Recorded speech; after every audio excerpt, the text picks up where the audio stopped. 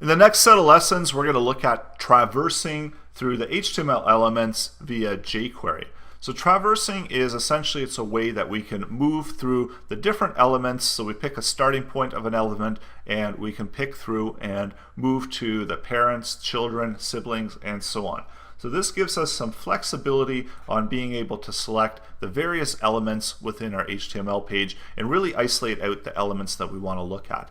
So we've got the first, which is the top element. It contains other elements such as an ancestor, parent, and all elements are going to contain this information. So we saw that when we open up the document object model, we've got information on the parents, we've got information on children and siblings. So we can easily move through all of these different elements via jQuery and update and add different functionality within those elements. So whenever we do find, we can get even more information, such as we get all the information of all the descendants of an element and so on. So we're going to look at how we can traverse through. So siblings, we can move on to the next one. So if we're looping, we can move on to the next, and so on. We can see siblings, we can see next all. So a number of different options when we are traversing through. So let's open up our editor and do some traversing through the various elements within our web page. So I do have an HTML document. I've got a bunch of HTML elements here that we can actually move through and get some information from. So we're going to be utilizing this within this lesson. Within our web page here, we do have a form here, a contact form. So let's say we actually want to look through all the different form fields and check to see if all of the fields had content in them, and we want to just essentially loop through them. So of course we could identify them here and pick them up, ID, email, message, and so on.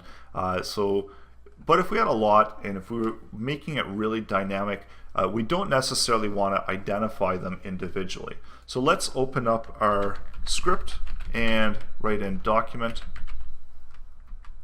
And for this one, we want to make sure that our document content has loaded because we are interacting with our HTML. So let's add in document ready, and then this is typical jQuery here where we've got our function, and then open, and then our jQuery goes in the middle here.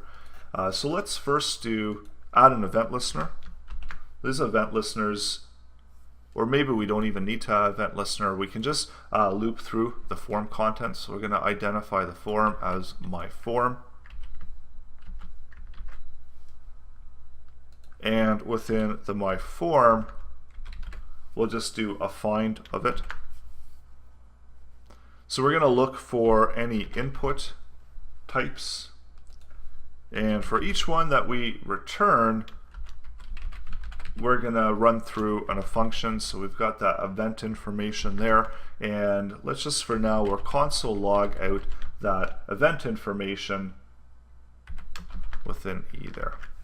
So let's see what this returns whenever we refresh it. So we've got a 0 and a 1. So essentially we know that what it's doing here is it's looking through our HTML document and it sees that there's two types of inputs or two inputs essentially within this form. So we've got 1 and 2 there. So now we can actually get some information from those particular elements that we've selected. So we can do something like using this. And this is where this is, of course, it's very useful, where we can pick up the values that are contained within there. So we don't have any default values quite yet. So we should probably add in an event listener on the send so we can populate that information in there. So let's take a look at that and add that in right now. So we've got a number of different things we can do here. We can do form on submit of the form. And this is another thing that jQuery just makes it super easy to do this. So whenever we're just going to do the find within this function. So we've got the my form. So whenever the form is submitted, we're going to fire off this function, and we're going to get that event information. So we can specify it by E there and wrap it around this particular one here. And we also, what we want to do, because by default the form is going to try to submit So this is where we use prevent default, which prevents our form from submitting actually. And now we can go through and find the various elements that match that value and output it within the console.